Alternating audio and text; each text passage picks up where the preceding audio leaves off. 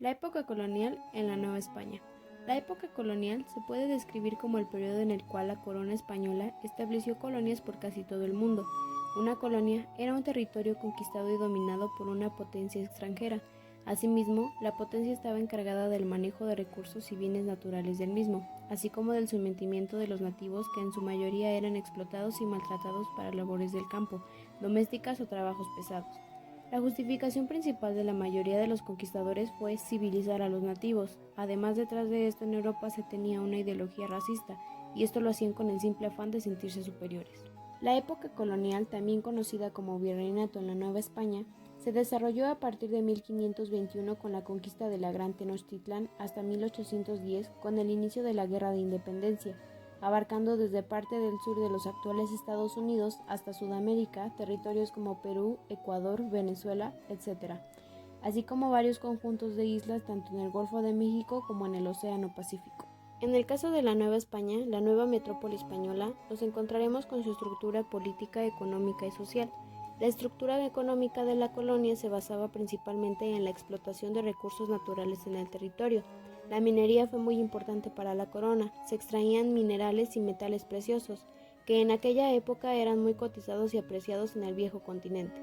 Principalmente el oro y la plata predominaban en el territorio, por lo que a España le benefició para salir de una fuerte crisis económica por la que pasaba, y esto le permitió convertirse en una gran potencia durante esa época. Los minerales de baja ley como el cobre, estaño y plomo se explotaron escasamente y especialmente en los Andes. En territorios de la Audiencia en Charcas existían yacimientos de estos metales, pero incluso con esto resultaba más barato importarlos. La minería no solo involucró extraer metales preciosos, también tenían que ver otros sectores económicos como comercio, transportes y la agricultura, ya que en la creación de ciudades mineras o metrópolis surgieron explotaciones agrícolas y ganaderas alrededor de ellas, y para dar salida a la producción de plata, se construyeron caminos con servicios para los viajeros, que unían las minas con los puertos de embarque. Los envíos de oro y plata a la península española alzaron una proporción superior al 90% del valor total del comercio exterior de las colonias. También se implementó un sistema llamado encomiendas. Se basaba en que los indígenas eran encomendados a un español y tenían todas las tareas que se les encomendaba. A cambio, el español se comprometía a convertir a los indígenas en católicos. Eran obligados a trabajar demasiado sin descanso y en condiciones muy duras. Por eso tenían una expectativa de edad muy corta. Algunos, para salir de esta situación, escapaban y se convertían en fugitivos. Otros ahorraban para poder comprar su libertad. Durante los 2 primeros siglos coloniales, la encomienda reguló la fuerza de trabajo y la distribución de la mano de obra. El encomendero cobraba y disfrutaba el tributo de sus indios en dinero, en especie como alimentos, tejidos u otros productos, o en trabajo como construcción de casas, cultivo de tierras o cualquier otro servicio. A cambio, debía amparar y proteger a los indios encomendados e instruirlos en la religión católica. Poco después, las encomiendas irían desapareciendo por diversas razones. Sin embargo, este aspecto no sería el único sostén de la economía colonial, ya que una de sus mayores ventajas de los españoles sería la riqueza de la tierra, tanto en la minería como en las haciendas y actividades agrícolas. Como ya mencioné, la agricultura y la ganadería es un punto importante, ya que los centros mineros no podían subsistir sin ambos, pues debían resolver los problemas de alimentación, fuerza animal y transporte. Así, en torno a las explotaciones mineras, tempranamente se establecieron haciendas y estancias, cuya producción de trigo, carne de cerdo y res, mulas, maíz, cueros y cebo se dirigió a satisfacer las necesidades de la población minera. A lo largo de los siglos XVII y XVIII, la agricultura se transformó en la actividad económica más importante en América, que se debió principalmente al crecimiento de la población, con el consiguiente aumento de la demanda de alimentos, a la valorización social que otorgaba la posesión de la tierra y al establecimiento de numerosas haciendas y estancias en territorios que antes no se destacaban por su productividad. El cambio en la tenencia de la tierra, la propiedad privada, plantaciones, haciendas y estancias ganaderas, las tierras americanas fueron otorgadas a Castilla por cesión papal, pero quienes repartieron las primeras propiedades como peonías y las caballerías fueron los propios conquistadores. Estas recayeron en los soldados más destacados de la hueste conquistadora. La corona, por su parte, reguló la entrega de parcelas mediante las mercedes de tierras, que debían ser usadas para la subsistencia de los vecinos. El objetivo de los reyes era evitar la formación de la gran propiedad, que otorgaba a su dueño una categoría de verdadero señor feudal, y la transformaba en un peligroso rival de la autoridad e intereses de la monarquía en América. Asimismo, muchas tierras fueron ocupadas ilegalmente a costa de las comunidades indígenas. La estructura política consistía en la organización del Estado y la monarquía hispánica bajo los reyes católicos.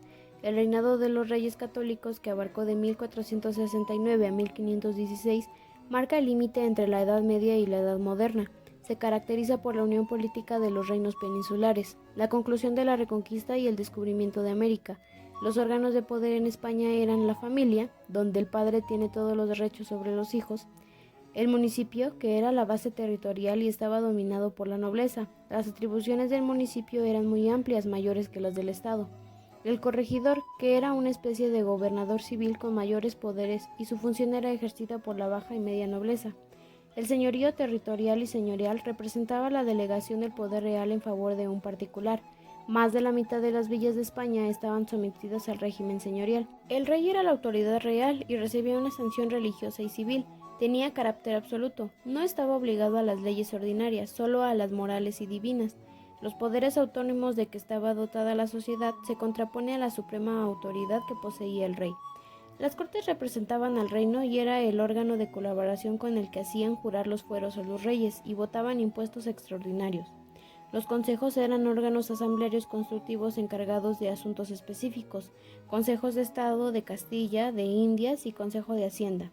La Iglesia, donde el regalismo se fue cifrando en la confrontación permanente entre el poder monárquico y el pontificio por el control de dominios discutibles, retención de bulas, inmunidades, patronato sobre las iglesias, recursos de fuerza. Los reyes de España reclamaban a la Iglesia los derechos a presentación de cargos eclesiásticos, pase regio y recursos de fuerza. Las interferencias entre Iglesia y Estado eran jurisdiccionales, económicas y políticas. La estructura social tenía una sociedad estamental, quiere decir que había grupos sociales con diferentes jerarquías. El origen de cada persona determinará cómo sería visto y tratado por los demás, al igual que los derechos que tenían. La sociedad colonial fue demasiado racista. Se marcó la superioridad de la raza blanca sobre la raza indígena y castas.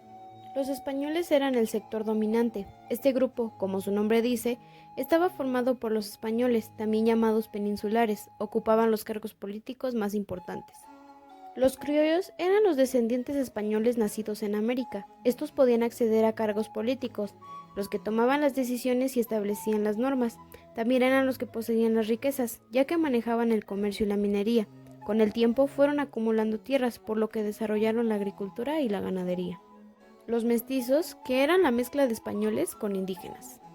Los indígenas, quienes estaban muy por debajo de los españoles. Entre ellos había divisiones de acuerdo a lo que se dedicaban. La mayor parte de la población indígena estaba sometida a distintas formas de explotación laboral.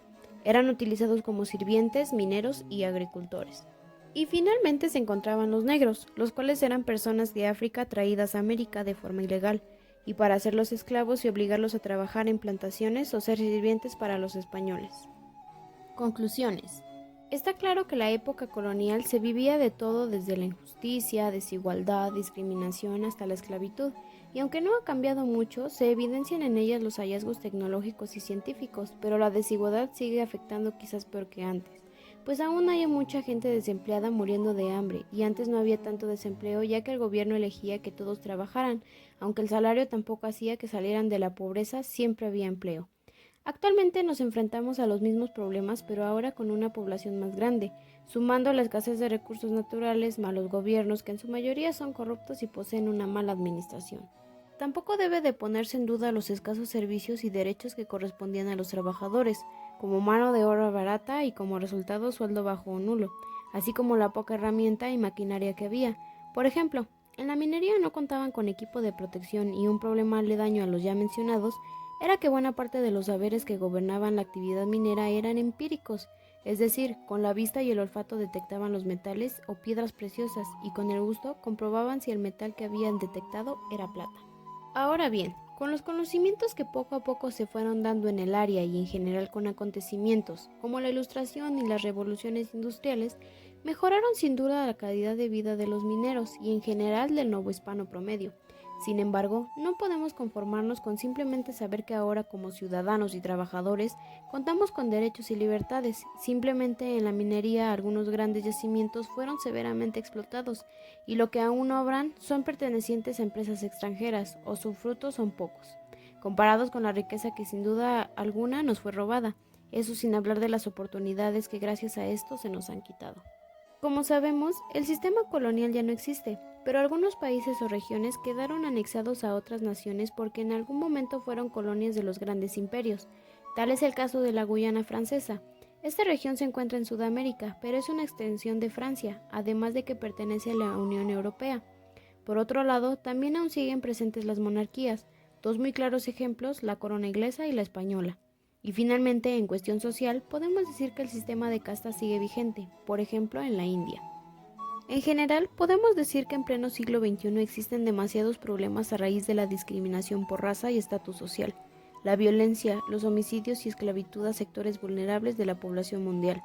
Aún queda mucho por evolucionar como seres humanos, desarrollar la empatía entre nosotros, nuestro entorno y con la flora y fauna, no solo evolucionar por procesos naturales y de adaptación. Además de que hay que apoyar, proteger y difundir diariamente nuestras raíces, las culturas indígenas y nuestro patrimonio, y no adoptar únicamente modas extranjeras. Esperamos que este video haya sido de gran ayuda para cultivar tu mente y saber más del sistema colonial en América.